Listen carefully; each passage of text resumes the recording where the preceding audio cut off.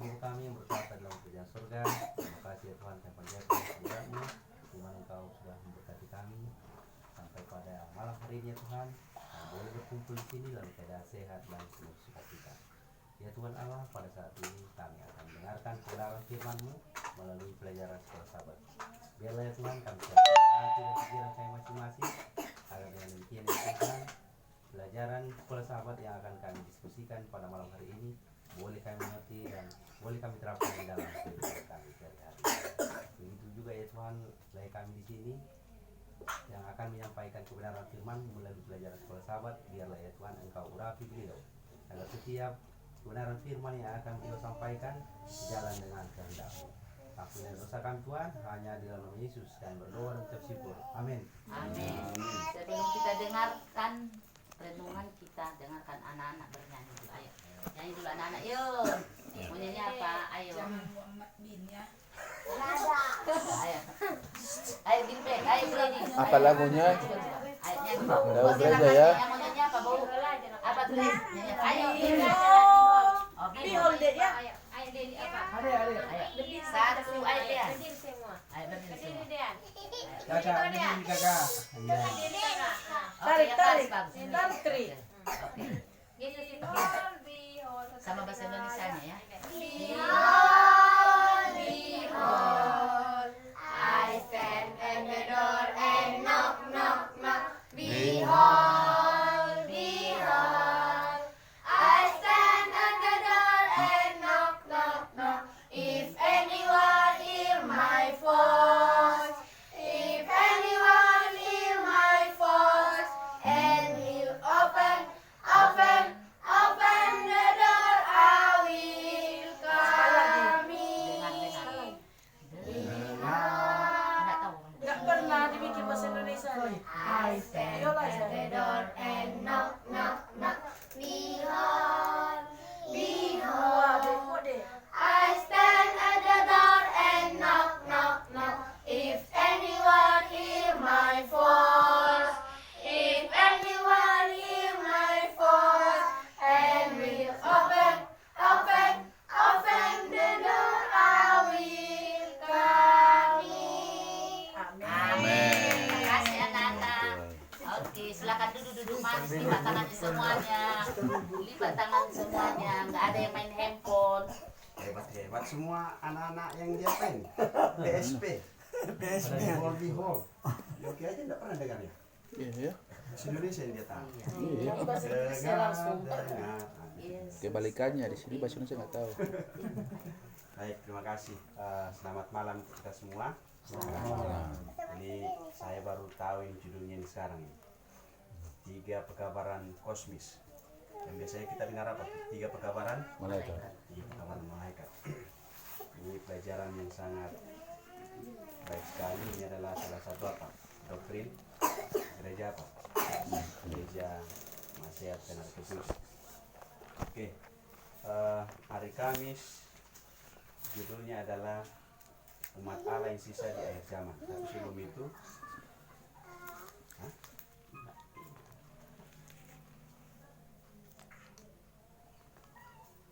ada apa namanya, pendahuluan ya, pendahuluan di buku sekolah sahabat kita ini yang biasanya dilupakan. Kalau kita dapat sekolah sahabat, harusnya kita baca dulu apa yang di depan pendahuluannya, karena itu adalah apa, Mantap. garis besar dari pelajaran kita sepanjang apa, satu triwulan. Terima kasih, malam ini kita bisa apa, mendirikan mesbah ibadah kita, dimana kalau di bulan yang lalu pekan doa kalau tidak salah ya, pekan doa katakan dari sekian persen hanya berapa persen umat-umat Allah yang apa, yang mendirikan mesbah Tuhan di akhir zaman ini. Apa itu mesbah Tuhan? Yaitu apa, renungan pagi dan renungan malam. Dikatakan hanya sekian persen yang apa, yang masih tetap setia menjalankan ibadah tersebut, yang mana ketika pada zaman Abraham, Yakub, dan bapak-bapak Alkitab dikatakan dimanapun mereka pergi dan ketika mereka tiba di satu tempat mereka selalu mendirikan satu mesbah ya, satu mesbah, di mana mesbah itu merupakan merupakan tempat di mana mereka menyampaikan ucapan syukur kepada siapa? Kepada Tuhan. Nah, kita pada malam ini kita sampaikan syukur kita kepada Tuhan bahwa Tuhan sudah menyertai kita sepanjang satu hari ini. Judul hari Kamis, umat Allah yang sisa di akhir zaman. Umat Allah yang sisa di akhir zaman. Ayatnya boleh kita buka di dalam Wahyu pasal 12 ayat 7. Kalau yang punya Alkitab pun boleh. Kalau tidak punya Alkitab, Wahyu 12 ayat 7. Naga dikalahkan. Maka timbullah peperangan di surga. Mikael dan malaikat-malaikatnya berperang melawan naga itu. Dan naga itu dibantu oleh malaikat-malaikatnya. Ayat 7. Habis. Oke, baik. Dikatakan ada peperangan di mana? Surga. Di sorga. Nah, ini triwulan lalu ada anggota jemaat kita yang tanya begini, betul enggak cerita tentang ada peperangan di sorga, atau itu hanya hanya sebuah cerita dongeng belaka ya? Dibilang bagaimana kita membuktikan bahwa itu adalah satu fakta, cerita yang cerita yang benar. Nah, itu kita baca di dalam tadi? Wahyu pasal 12 ayat 7, bahwa dikatakan Mikael berperang melawan siapa? Iblis ya.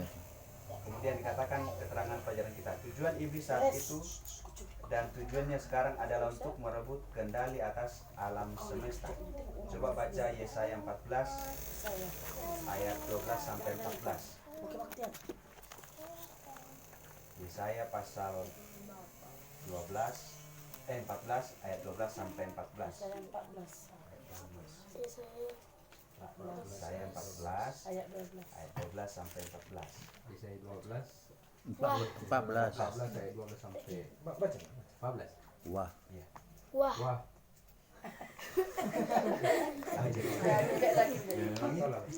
Sampai ayat berapa Muro? Sampai 14. Wah, engkau sudah jatuh dari langit, hai bintang timur, putra fajar. Engkau sudah dipecahkan dan jatuh ke bumi, hai yang mengalahkan bangsa-bangsa. Engkau yang tadinya berkata dalam hatimu, aku hendak naik ke langit, aku hendak mendirikan takhtaku mengatasi bintang-bintang Allah, dan aku hendak duduk di atas bukit pertemuan, jauh di sebelah utara. Aku hendak naik mengatasi ketinggian awan-awan, hendak menyamai yang maha tinggi. Baik, terima kasih. Jadi dikatakan apa? Engkau sudah jatuh dari mana? Dari langit. Hai bintang Timur. Bintang timur, yang mana iblis yang saat itu adalah dikenal sebagai malaikat terang yang memimpin malaikat yang lain ya. Dikatakan engkau jatuh dari langit, hai bintang timur, putra putra fajar. Itulah gelar dari iblis itu sebelumnya. Engkau sudah dipecahkan dan jatuh ke bumi, hai yang mengalahkan bangsa-bangsa. Engkau yang tadinya berkata dalam hatimu, aku hendak naik ke langit, aku hendak mendirikan tahtaku mengatasi bintang-bintang. Jadi inilah yang membuat kejatuhan siapa? Lucifer. Di mana dia Dia mau menyamai siapa? Yang maha tinggi. Dia tidak sadar bahwa dia adalah ciptaan ya. Dikatakan keterangan selanjutnya, pusat perhatiannya pada akhir dari sejarah bumi adalah ke atas umat Allah ya. Wahyu 12 ayat 17 dengan tegas menyatakan bahwa naga atau iblis marah kepada perempuan. Siapa perempuan itu? Perempuan adalah umat Allah. Ingat kejadian di mana? Di Taman Eden. Kejadian 3 ayat 15. Apa dikatakan di sana?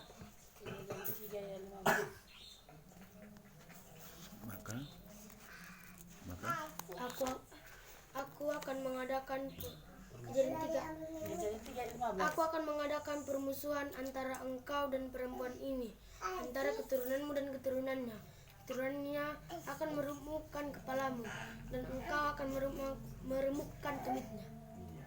Jadi dikatakan itu adalah nubuatan tentang siapa? Tentang umat-umat Allah, ya. Dengan siapa? Dengan iblis, ya. Dikatakan perempuan itu akan apa? Meremukkan kepalamu, dan ular itu akan apa? Meremukkan tumitnya.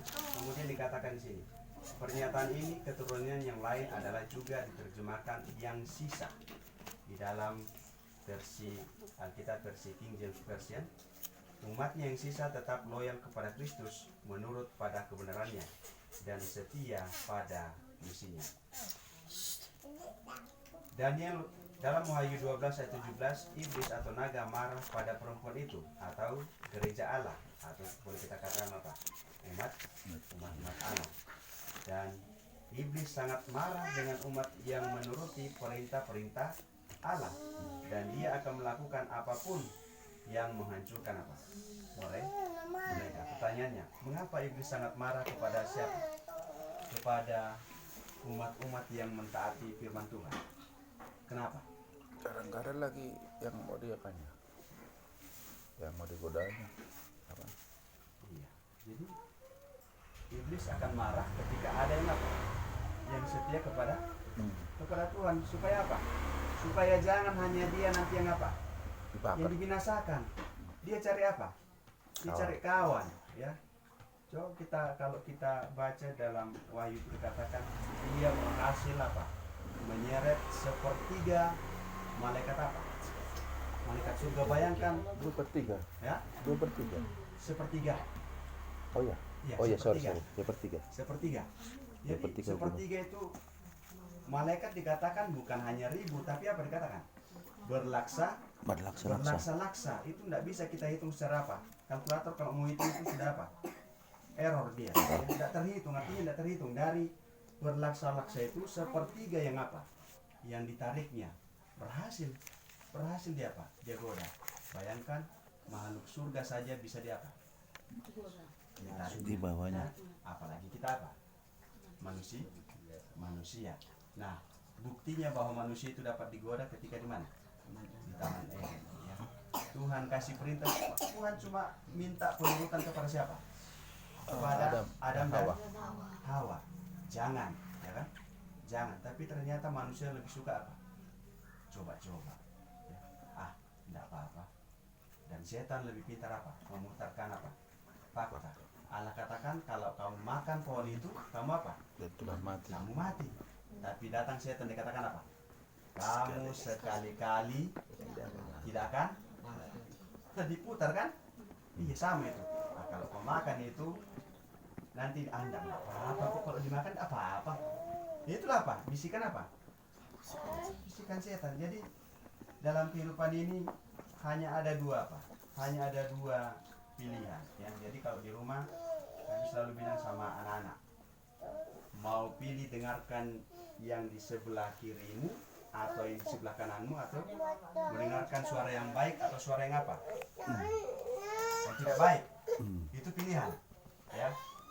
Contohnya, ada tergeletak uang, ini untuk anak-anak, ada tergeletak uang di situ. Ya. Nggak tahu siapa punya ini. Ada bisikan, ambil. Jangan. Nggak apa-apa, nggak ada yang punya, nggak ada yang lihat. Ambil katanya. Nggak ada yang lihat. Lebih kuat bisikan mana? Ambil katanya kan. Nggak ada yang lihat. Itu apa? Itulah cara-cara apa? Cara-cara setan untuk menggoda supaya apa? Banyak pengikutnya. Ya, dikatakan di sini akhirnya dia memprakarsai sebuah peraturan sehingga mereka tidak bisa membeli atau menjual dan akan dipenjara serta menghadapi kematian. Sekarang masih bisa jual beli? Masih. Ya. Tetapi kita tidak sadar sekarang apa? Kita sudah mulai digiring kepada apa? Satu situasi di mana kita akan ketergantungan untuk selalu apa? tidak bisa hidup tanpa apa? HP. Tidak sadar kita sebenarnya. Kita sudah digiring ke sana. Apa-apa sekarang kalau yang saya tidak tahu kalau di sini ya, mungkin di sini masih apa? Masih lazim pergi kemana? Ke pasar, ya, masih beli-beli sesuatu. Sekarang kalau di kota, malas pergi ke pasar, tinggal apa? Mager. Datang barang itu, ya kan? GoFood, luar biasa sekarang. Jadi kita tidak sadar bahwa kita segera apa? Digiring kepada satu situasi di mana kita tidak akan apa? Tidak akan bisa nanti membeli dengan apa? Menjual. Orang kalau sudah dibilang tidak bisa membeli dengan menjual, apa yang pikirannya itu? Stres. Bayangkan dulu orang yang sudah biasa apa? Apalagi yang suka pencet-pencet online, beli online kan? Tiba-tiba kosong apanya? Saldonya. Stres seperti mau mati rasanya kalau tidak apa? Darah paket.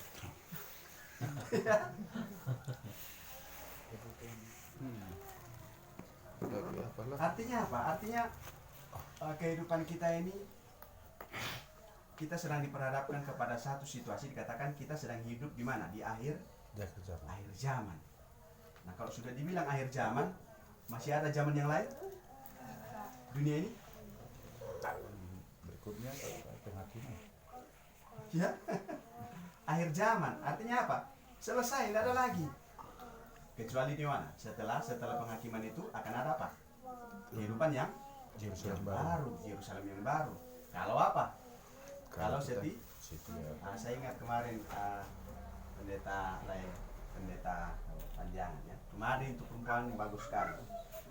Kalau kita mau pergi ke luar negeri kita butuh apa? Bisa. Harus ada paspor. Ya. Harus ada paspor. Nah, kalau mau ke surga butuh paspor enggak? Tidak. Enggak kata si Chris. Ada paspor yang harus supaya kita bisa ke sana. Apa paspornya? Yesus itulah apa? Paspor kita. Ya.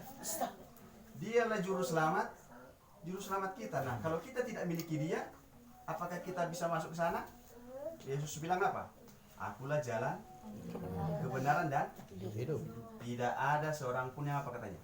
Sampai kepada Bapa kalau tidak. Melalui aku. Jadi kalau kita tidak punya dia, bagaimana kita akan masuk ke sana? Ya kan, sama itu kalau kita mau ke luar negeri harus ada apa? Paspor. Saya ingat waktu kita kemana nih? Ke Singapura, hanya ece-ecenya ke sana kemarin itu. Jariku ini ternyata apa? Karena sudah terbiasa pegang besi dengan batu gerinda itu, terkikis ini. Dia punya apa namanya? Garis-garis untuk sidik jari. Jadi syarat untuk masuk kan harus apa? Scan jari. Sidik jari, pinjer. Sampai 3 kali, nggak bisa, nggak terbaca jariku ini. Langsung go to office katanya kan. Waduh, gawat ini, pasti disuruh pulang ini.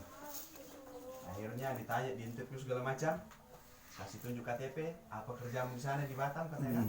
Ini. Oke. Akhirnya diizinkanlah masuk. Nah itu sangat apa? Sangat penting paspor untuk mana? Dalam perjalanan surga. Nah, setan berusaha supaya kita tidak apa? Tidak boleh masuk ke dalam kerajaan surga. Supaya apa? Kita sama-sama dibinasakan bersama dengan dia. Tapi Yesus sudah apa? Yesus sudah menang mengalahkan dia. Pelajaran judul besar dikatakan di sini, Yesus menang, iblis Kalah. Itu adalah kabar baik atau kabar buruk? Kabar apa? Kabar baiknya adalah bahwa apa? Yesus sudah menang. Nah sekarang, kalau Yesus sudah memenangkan kita, pertanyaannya, apakah kita mau tetap di pihak siapa? Di pihak yang kalah atau mau di pihak yang apa? Yang benar. Itu pilihan di pada apa? Tangan siapa? Tangan kita masing-masing. Ya. Bo ini dia tidak bergantung sama Bo. Ya. Dia punya apa sendiri, pilihan sendiri. Ya. Dia punya pilihan sendiri. Orang bilang, pernah dengar pendeta khotbah ke surga tidak ada istilah bonceng. Karena dia istriku kubonceng lah dia Tuhan. Ini anakku kubonceng juga. Enggak. masing-masing akan mempertanggungjawabkan apa? Kehidupannya Kehidupannya sendiri. selama apa? Selama dia hidup, ya, masing-masing. Tetapi apakah kita akan egois? Tidak. Itulah gunanya apa? Itulah gunanya mesbah rumah tangga. Artinya apa? Seorang ayah sebagai imam akan apa? Akan memperhatikan, akan memperdulikan keluarganya supaya apa? Jangan hanya sayang apa? Selamat, jangan. Semua harus apa? Selamat. Semua harus selamat. Ya. Itu yang harus menjadi apa? Itu yang harus selalu menjadi perhatian kita. Kemudian pertanyaan utama dalam perang terakhir ini adalah siapa yang mendapatkan kesetiaan kita? Di mana kesetiaan kita? Surga memanggil orang percaya yang begitu terpesona oleh kasih Kristus, ditebus oleh kasih karunia-Nya, berkomitmen pada tujuan-tujuannya, diberdayakan oleh Roh-Nya, dan begitu patuh pada perintah-perintahnya sehingga mereka bersedia menghadapi kematian itu sendiri oleh karena Dia. Dunia kita sedang menuju pada krisis besar, tetapi dalam Yesus, oleh Yesus, melalui Yesus, lihat, dalam Yesus, oleh Yesus, melalui Yesus, dan karena Yesus, kemenangan kita apa? Terjamin. Iman, asalkan apa katanya? Asalkan kita tetap terhubung dengan Yesus. Yang kita lakukan dengan apa? Dengan iman. Iman yang menuntun kepada penurutan. Dan semuanya berasal pada pilihan kita sendiri. Jadi keselamatan sudah Tuhan berikan kepada siapa? Kepada kita semua. Yesus datang, Dia mati untuk apa? Yohanes 3 Ayat 16. ayat 16 apa itu? Karena begitu besar kasih Allah akan dunia ini, sehingga membenarkan anak yang tunggal, supaya setiap orang yang percaya tidak boleh Apa? Karena begitu besar kasih Allah akan apa? Dunia. Kalau dibilang dunia ini berarti apa? Besar isinya. Semua penduduk apa? Penduduk bumi. Ya. Apakah Allah senang dengan kematian orang yang jahat? Tidak. Enggak. Justru dikatakan apa? Dia lebih berkenan kepada apa? Pertaubatan orang berfasik. Yang Tuhan mau adalah apa? Pertobatan. Ya. Tuhan mau supaya kita bertobat. Itu yang Tuhan mau. Bukan Tuhan tidak mau kita binasa. Yang Tuhan mau kita apa? Bertobat. Ya. Mungkin kita katakan, aduh susah sekali ke Tuhan. Tidak susah. Kalau ada kemauan, ya, dengan pertolongan Roh Kudus kita akan apa? Dimampukan untuk apa? Melewati kesulitan-kesulitan yang apa? Yang kita anggap itu sangat apa? Sangat besar.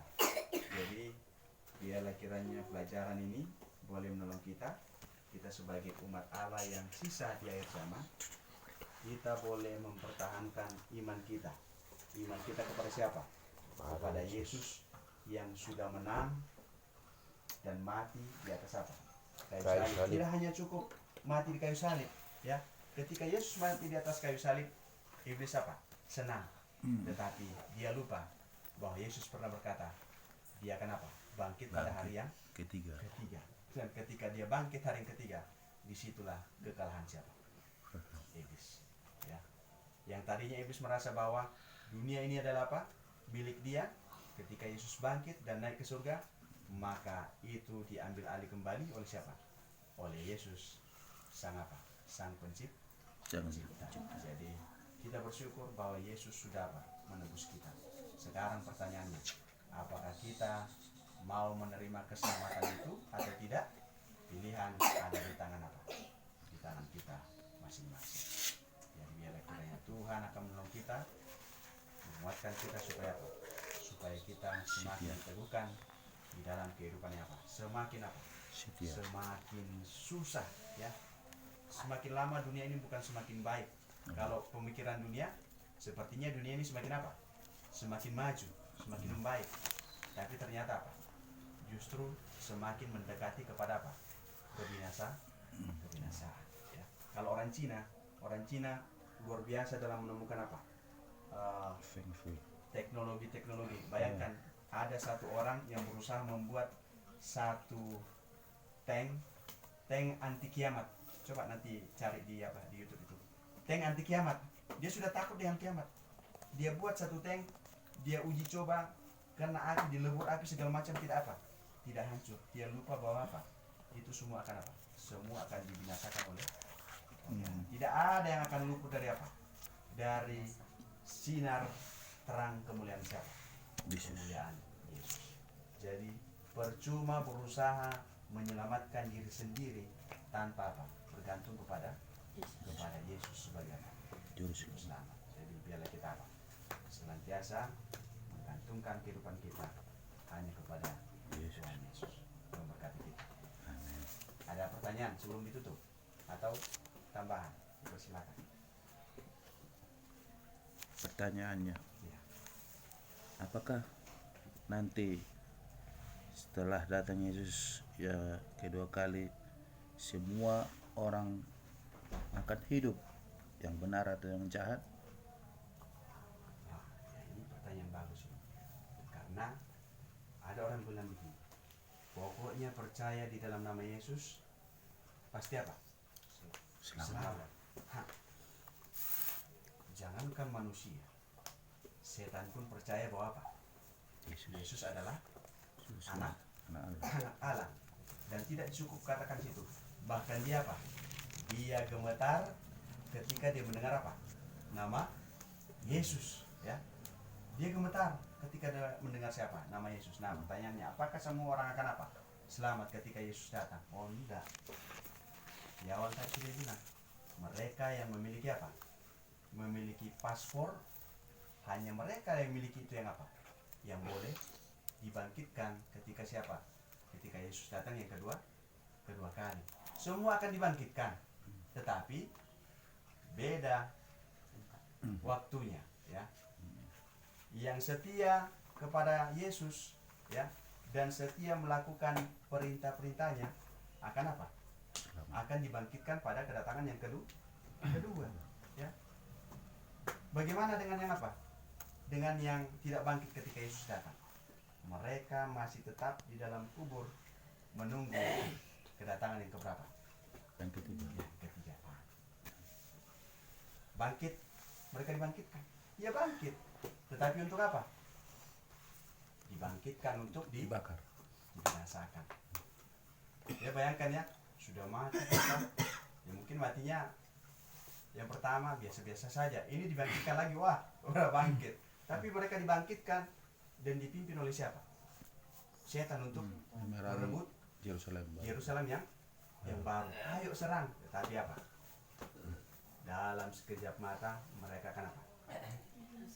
Bakar oleh api neraka. Ya, ada yang mengatakan nanti selama-lamanya api itu akan apa? Api itu akan menyala. Tidak demikian. Ya. Firman Tuhan katakan sampai akar-akar dosa itu apa? Habis.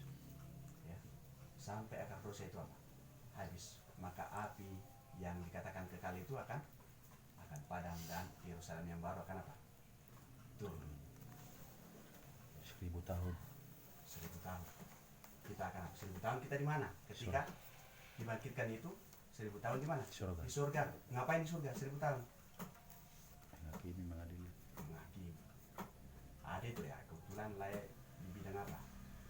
Hukum, ya kan? Ada siapa di sana? Biasanya kalau di pengadilan itu Ada hakim. ada hakim, siapa lagi? Ada terdakwa, Ada penuntut. ada jaksa penuntut, ya kan? Ada pembela. Ya. Penasihat hukum. Iya. Dan pembela kita itulah nanti siapa? Yesus. Yesus. Siapa penuntutnya? Siapa? Siapa terdakwanya? Kita. Jadi kembali lagi, pilihan ada di mana? Di tangan kita. Akan tiba masanya, Alkitab ini akan hilang dari mana? Peredaran. Selagi ini masih bebas, Alkitab ini masih bebas kita apa? Baca. Kita baca. Sudah bagus sekali program apa? Program organisasi gereja. Ya. baca Alkitab. Tidak ada pasal. Kalau dulu berapa pasal?